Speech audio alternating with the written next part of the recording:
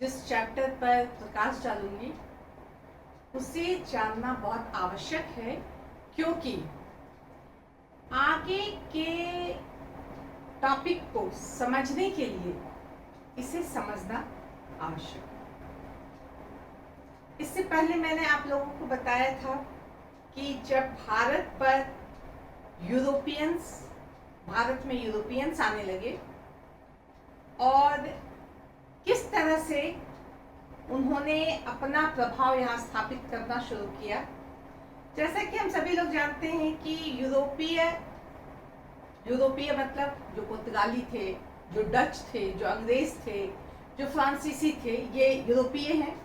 ये जब भारत आए तो इनका मुख्य उद्देश्य क्या था? व्यापार करना। ये यहाँ व्यापार करने के लिए आए थे और धीरे धीरे इन्होंने अपनी घुसपैठ राजनीति की तरफ करने लगे। ये लोग राजनीति में घुसपैठ करने लगे क्योंकि ऐसी परिस्थितियां थी जो उनके अनुकूल थी। जैसा कि हम जानते हैं कि मुगल शासक औरंगजेब की मृत्यु के बाद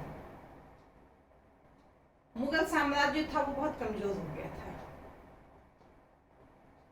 उत्तर की बात तो छोड़िए, दक्षिण की स्थिति और भी खराब थी। दक्षिण में हम देखते हैं कि हैदराबाद, कर्नाटक या जो कोरोमंडल तट है, जैसे कि हम ये दक्षिण का भारत ये भाग है, तो ये कोरोमंडल द्वीप जो है ये, और कहा जाए तो ये हैदराबाद जो इधर है ये कर्नाटक, ये सारा एक क्षेत्र दक्षिण के क्षेत्र में आता था। दूसरी तरफ हम क्या देखते हैं कि विजयनगर साम्राज्य का पतन हो गया था और यहाँ पे छोटे छोटे 3 राज्य आ गए थे। एक त्रिचनापल्ली, एक मदुरा और एक तंजौर। ये जो राज्य थे ये इन पर मराठों का शासन था।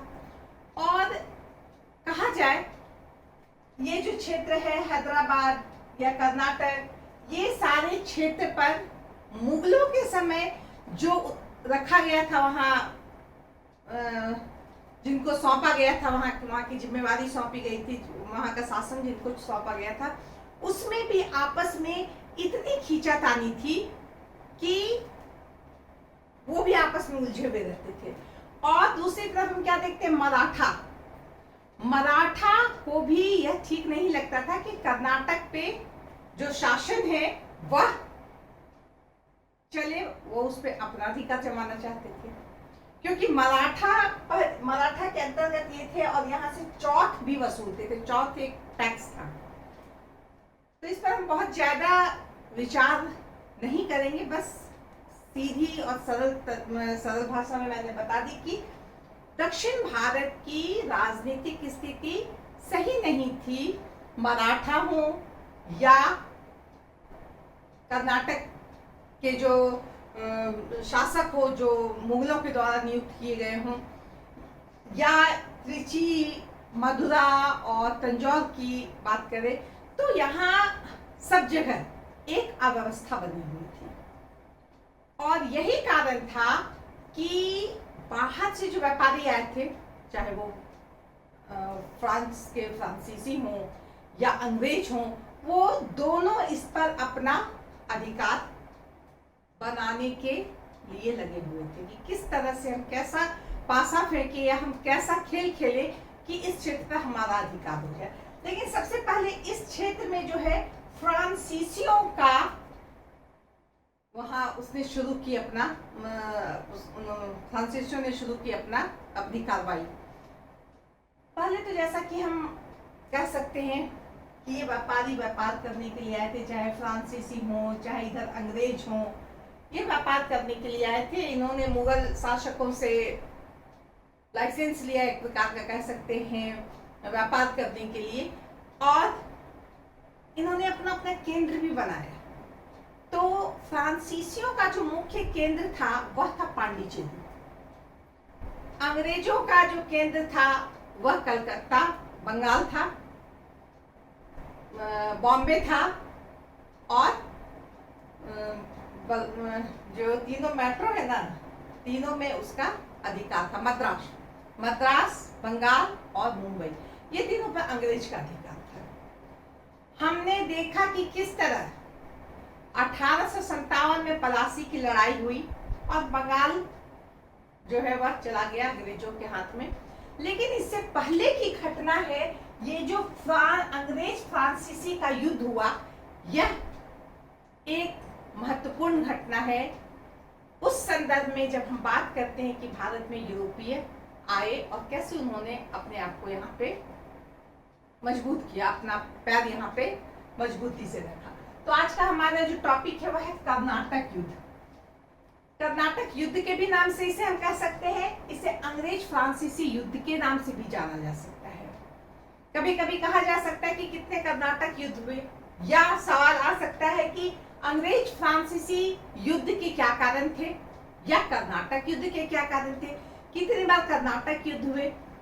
तो इसे मैं बहुत ही सरल तरीके से आपको बताऊंगी और इसके साथ ही, इस युद्ध के साथ ही हम देखते हैं कि किस तरह दक्षिण में जो युद्ध का दौर चला और अंततः किसकी विजय हुई, यह हम देखेंगे। चलिए हम शुरू करते हैं अंग्रेज फ्रांसीसियों का युद्ध, जिसे हम कर्नाटक युद्ध के नाम से जानते हैं। कहा जाए तो मुख्य युद्ध कर्नाटक युद्ध या अंग्रेज फ्रांसीसी के जो युद्ध हुए मुख्य रूप से 3 हुए।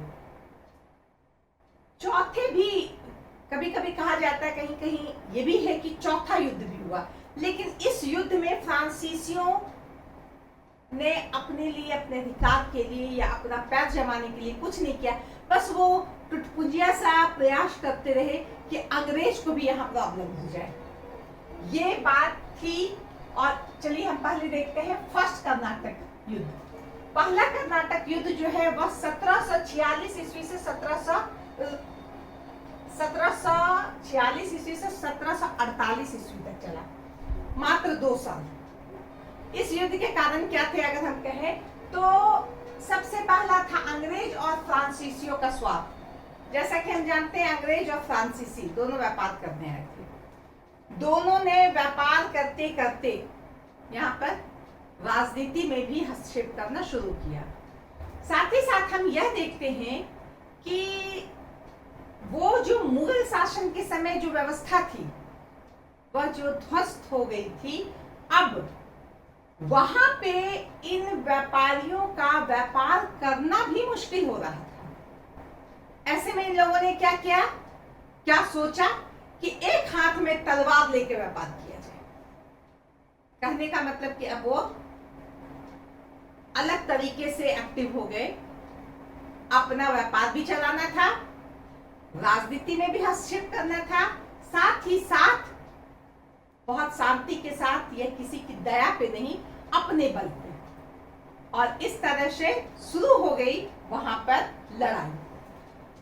तो अंग्रेज और फ्रांसीसी का स्वार्थ, दोनों व्यापार करने आए थे, दोनों को लगता था हम आगे रहे, हम आगे रहे। स्वाभाविक है कि दोनों में टकराव की स्थिति होगी, दोनों ऐसा चाहेंगे कि किसी न किसी तरह से वो एक दूसरे से आगे हो जाए। दूसरी तरफ हम क्या देखते हैं, यूरोपीय युद्ध। यूरोप में अक्सर हम देखते हैं कि फ्रांस और इंग्लैंड का युद्ध होता रहता था। कारण जो भी रहा हो, अलग अलग कारण से फ्रांस और इंग्लैंड लड़ते रहते थे। और इस समय भी एक युद्ध हो रहा था, ऑस्ट्रिया में उत्तराधिकार का युद्ध था, यानी कौन शासक बनेगा। और इसको लेकर के एक तरफ अंग्रेज थे, दूसरी तरफ फ्रांसीसी थे। जब कभी भी यूरोप में अंग्रेज और फ्रांसीसी के बीच युद्ध होता था, तो विश्व के कहीं भी जिस कोने में भी अंग्रेज और फ्रांसीसी वो भी युद्ध करने लग जाते थे। यही यहाँ भी हुआ, कारण बन गया कि भाई यूरोप में हमारे जो है चचा जी वो युद्ध कर रहे, तो हम क्यों ना करें, यहाँ पे फ्रांस मेरा यहाँ पे शत्रु है। तो इस तरह युद्ध यहाँ पे शुरू हुआ। इसके बाद हम क्या कहेंगे कि ऐसी नीति बनने लगी, जैसे कि फ्रांसीसी गवर्नर जो है डुप्ले था, वह बहुत चालाक था, बहुत अच्छा कूटनीतिज्ञ था। उसका यह सोचना था, वो चाहता नहीं था कि अंग्रेज इस क्षेत्र में आए, जबकि हमने अभी बताया कि मराठे,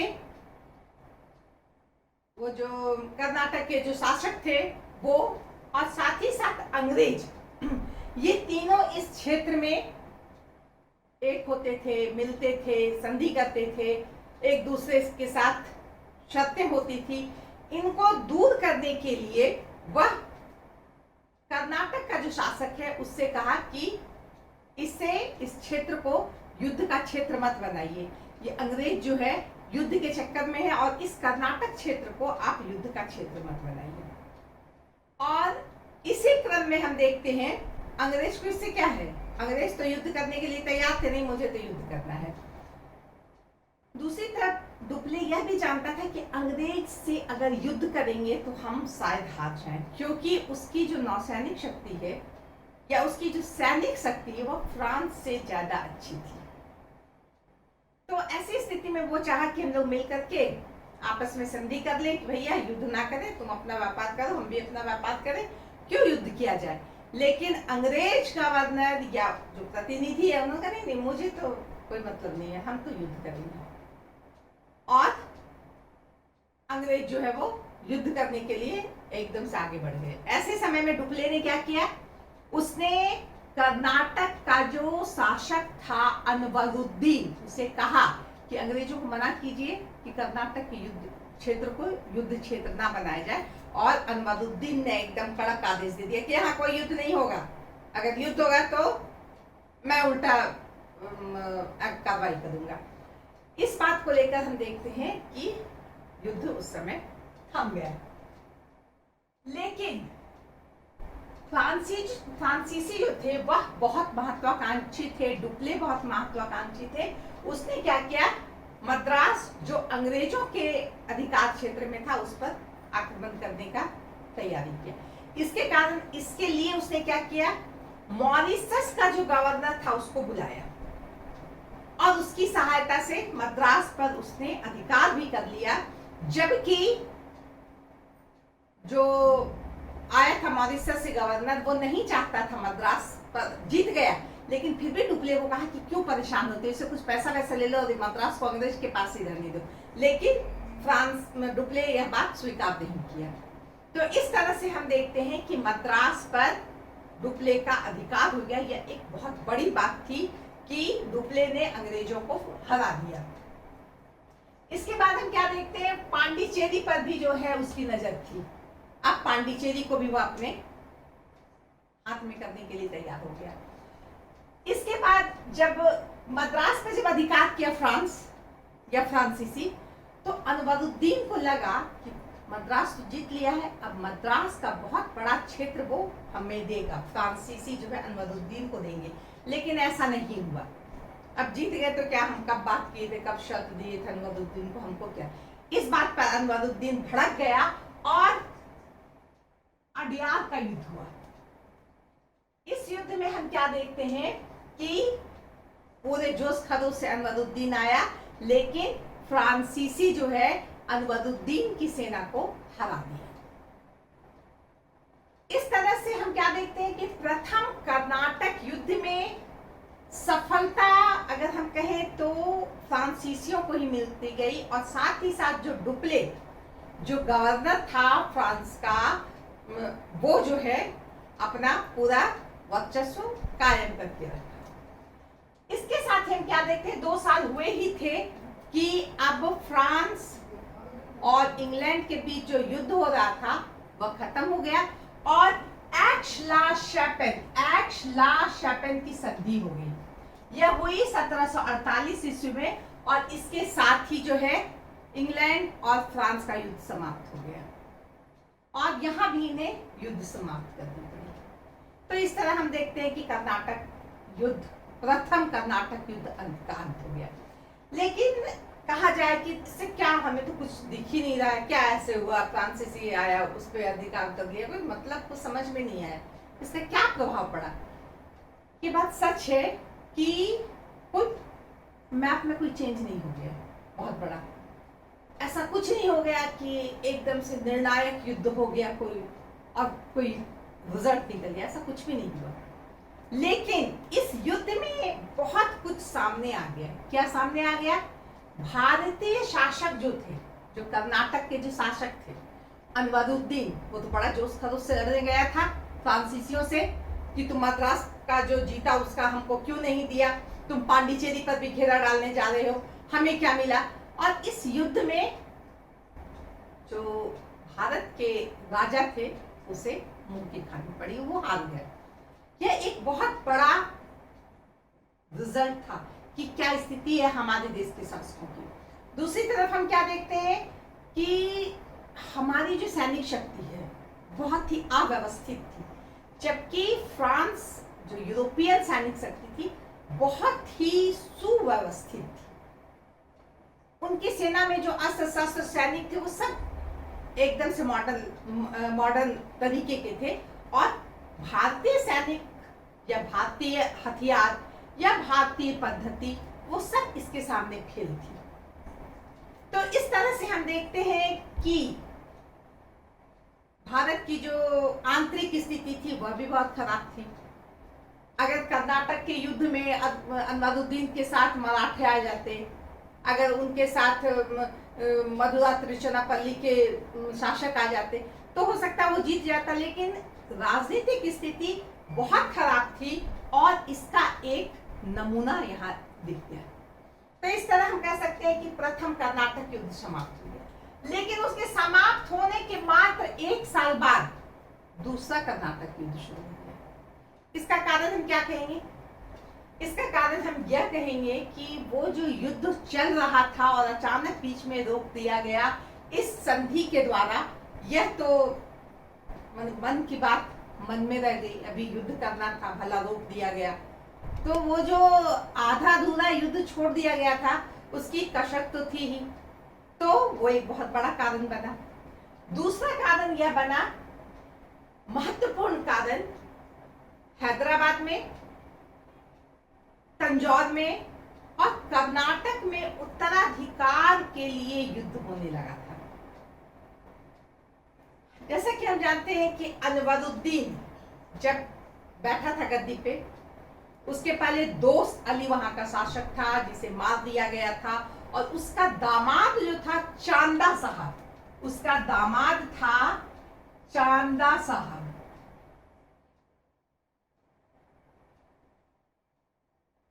कर्नाटक का, इसे लगता था कि असली उत्तराधिकारी तो मैं हूं, अनवरुद्दीन नहीं, असली उत्तराधिकारी मैं हूं। ये है कर्नाटक की बात, कर्नाटक की। दूसरी तरफ हम क्या देखते हैं? हैदराबाद में, हैदराबाद में देखते हैं यहां पर भी उत्तराधिकार का युद्ध शुरू हो गया था। यहां का जो शासक था आशफ शाह निजामुल मुल्क, उसकी मृत्यु हो गई थी, और उसका बेटा था मुजफ्फर जंग। काम नहीं कर रहा है,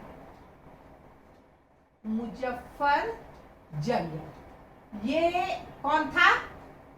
आशफ शाह का पोता था, और इसका छोटा बेटा था नासिर जंग।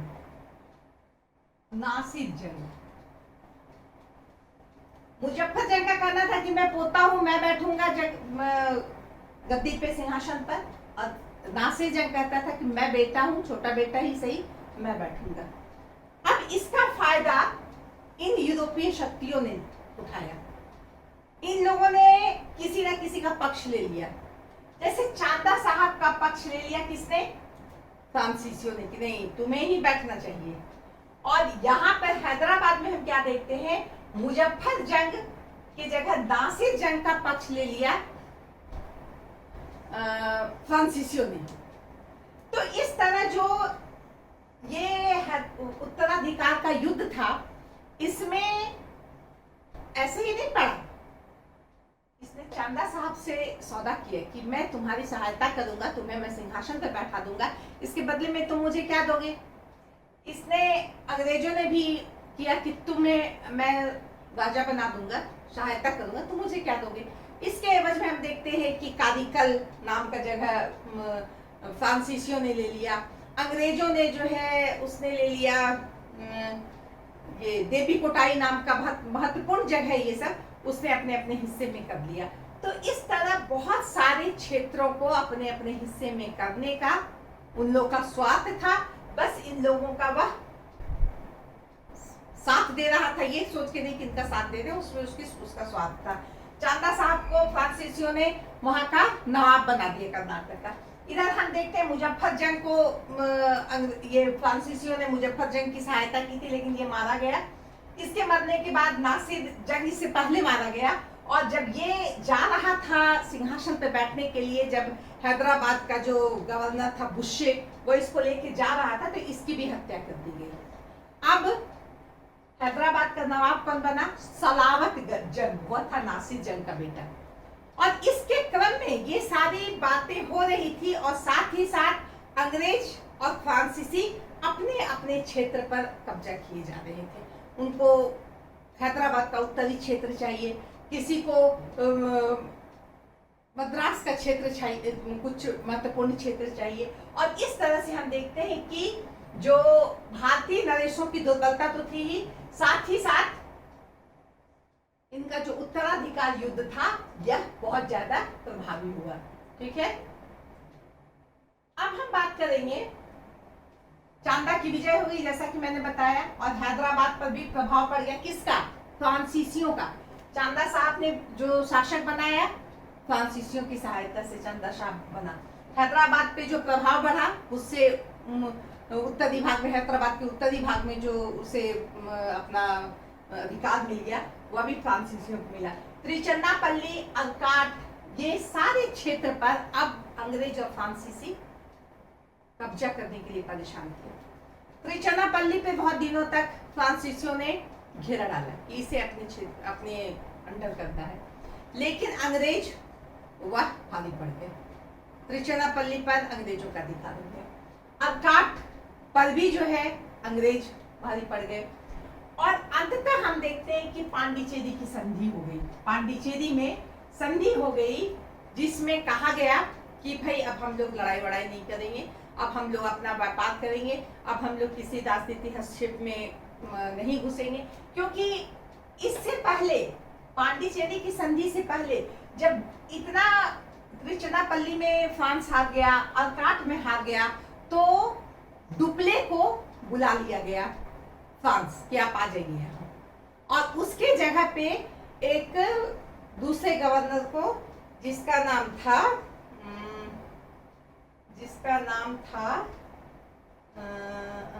क्या था उसका नाम,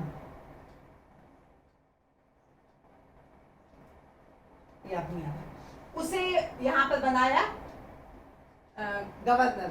और उसने क्या किया, फट से संधि कर ली। पांडिचेरी में एक संधि हो गई कि अब हम लोग शांति से रहेंगे। इस संधि की बहुत आलोचना हुई। कहा जाता है कि ड्यूमा और डुप्ले ने जिस तरह से फ्रांसीसी शक्ति को एक मजबूत शक्ति बनाया था, उससे क्या नाम था उसका, जू करके था कुछ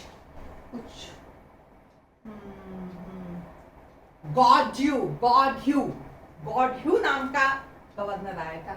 उसने ये संधि कर ली, और उसने डुप्ले और ड्यूमा का जो मेहनत था, जो परिश्रम किया था, जो उसने कूटनीति दिखाई थी, सब पर पानी फेर दिया। डुप्ले भी इस बात से बहुत दुखी हुआ कि हमने भारत में फ्रांसीसी साम्राज्य को कितनी मजबूती प्रदान की थी, और इसने जो है गॉडह्यू ने उसने उस पर पानी फेर दिया। चलिए, सेकंड कर्नाटक युद्ध का भी अंत हो गया। अब देखते हैं क्या हुआ। अब हम बात करते हैं तीसरा कर्नाटक युद्ध। ये कब से कब हुआ? 1756 से 1763 तक। 1756 में एक नया गवर्नर आया भारत, फ्रांस से। नाम था उसका काउंट डी लाली। इसे भी बहुत अरमान से भेजा गया कि जाओ जाकर के भारत में एकदम से कब्जा करना, अंग्रेजों को भगा ही देना। लेकिन इसके यहाँ आते आते और इसके अपने कार्यक्रम को शुरू करते करते हम क्या देखते हैं कि 1757 ईस्वी में पलासी का युद्ध हो गया। और पलासी का युद्ध हम जानते हैं कि कितना महत्वपूर्ण था, और अंग्रेजों को के प्रभाव में कितनी अधिक वृद्धि हो गई। तो इस तरह से हम कह सकते हैं कि ये जो पहला काउंट डी लाली का जो पहला अटैक हुआ, यही हुआ क्या रे बंगाल में अंग्रेजों का अधिकार हो गया। उसके बाद काउंट डिलाली ने कहा कोई बात नहीं, मैं आगे काम करूंगा।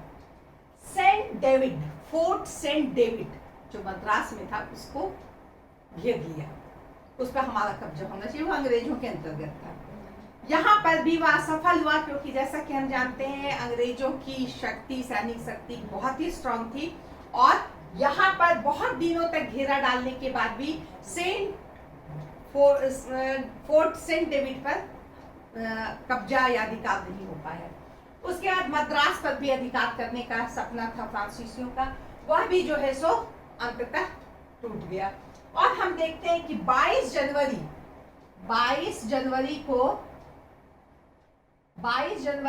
1760 ईस्वी को बॉन्डीवाश का युद्ध हुआ। जब मद्रास को घेरा गया था, बहुत दिनों तक घेरा रखा गया, लगभग 1 साल तक छिटपुट युद्ध होता रहा, और अंततः हम देखते हैं अंग्रेज विजयी हुए। और इस युद्ध के बाद बॉन्डीवाश का युद्ध हुआ, और इस युद्ध में कौन कौन थे? अंग्रेज और फ्रांसीसी थे। और इसके बाद कहा जाए तो फ्रांसीसी शक्ति समाप्त हो गई। अब उसका वो वर्चस्व या वो पावर नहीं रहा, जो पावर डुप्ले के समय हम देखते हैं कि शुरू में किस तरह से उसने सेंट डेविड पर कब्जा कर लिया, मद्रास पर कब्जा कर लिया मॉरिशस से गवर्नर को बुलाकर। अब वो स्थिति नहीं रही। तो इस तरह कहा जाता है कि बॉन्डीवास का युद्ध एक निर्णायक युद्ध था, यानी एक रिजल्ट निकल गया इसमें कि अब फ्रांसीसी यहाँ के लायक नहीं है, अंग्रेजों के सामने फ्रांसीसी नहीं टिकेंगे। और इस तरह यह युद्ध बहुत ही महत्वपूर्ण रहा। इस तरह हम देखते हैं कि कर्नाटक के ये जो 3 युद्ध हुए वो बहुत ही महत्वपूर्ण हुए, और इसने आने वाले समय में भारतीय राजनीति को बहुत अधिक प्रभावित किया। आगे हम जब पढ़ेंगे तो ये सारी बातें उसका आधार बन करके रहेंगी। आप पूरा वीडियो देखें और इसका फायदा उठाएं।